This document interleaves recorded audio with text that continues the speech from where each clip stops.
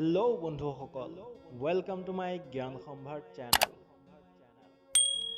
আমাৰ সকলোৰে মনত এটা প্ৰশ্ন নিশ্চয় আহে যে ধনী মানুহবোৰ কিয় ধনী হয়। ধনী মানুহবোৰ দিনক দিনে ধনী হৈ আছে আৰু দুখীয়া মানুহবোৰ আৰু বেছি দুখীয়া হৈ গৈ আছে। কিয়? ইয়াৰ কাৰণ কি? ইয়াৰ কাৰণ জানিবলৈ ভিডিঅ'টো সম্পূৰ্ণ শেষলৈকে চাব আৰু যদি এতিয়ালৈকে আমাৰ জ্ঞান সম্ভাৰ চেনেলটো ছাবস্ক্ৰাইব কৰা নাই, ছাবস্ক্ৰাইব কৰি ল'ব, লগতে বেল আইকনটোত ক্লিক কৰি দিব যাতে আমি যেতিয়াই নতুন ভিডিঅ' আপলোড কৰোঁ তাৰ নটিফিকেশ্যন আপোনাৰ মোবাইলত আগতীয়াকৈ পায়। এতিয়া আহক আৰম্ভ কৰোঁ আমাৰ আজিৰ এই ভিডিঅ'। যিকোনো কাম কৰিবলৈ আমাক knowledge, skill, strategy, will power আৰু বহুতো এনেধৰণৰ গুণৰ প্ৰয়োজন হয়। যেনেকৈ ডক্তৰ বা ইঞ্জিনিয়াৰ হ'বলৈ যিমানখিনি জ্ঞান, শিক্ষা আৰু আমাৰ কোৱালিটি থকাৰ প্ৰয়োজন, যদি আমাৰ সিমানখিনি জ্ঞান আৰু শিক্ষা কোৱালিটি নাথাকে, আমি ডক্তৰ বা ইঞ্জিনিয়াৰ হ'ব নোৱাৰিম।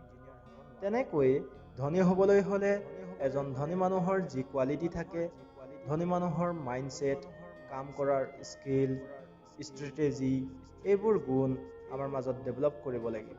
তেতিয়াহে আমি ধনী হ'ব পাৰিম। ৱাৰেন বাফেট, নিশ্চয় আপোনালোক সকলোৱে তেখেতক চিনি পায়। তেখেতে কৈছে 4টা কাৰণে ধনী মানুহবোৰ ধনী হয়। 1 নম্বৰ, ধনী মানুহবোৰ দেখাত ধনী কাৰণেই ধনী নহয় বা ধনী মানুহৰ সন্তান কাৰণেই ধনী হ'ল, তেনেকুৱা নহয়। ধনী মানুহে ধনী মানুহৰ কাম কৰাৰ দক্ষতা, স্কিল আৰু কৌশল, ষ্ট্ৰেটেজি শিকি লয় কাৰণেই ধনী হয়।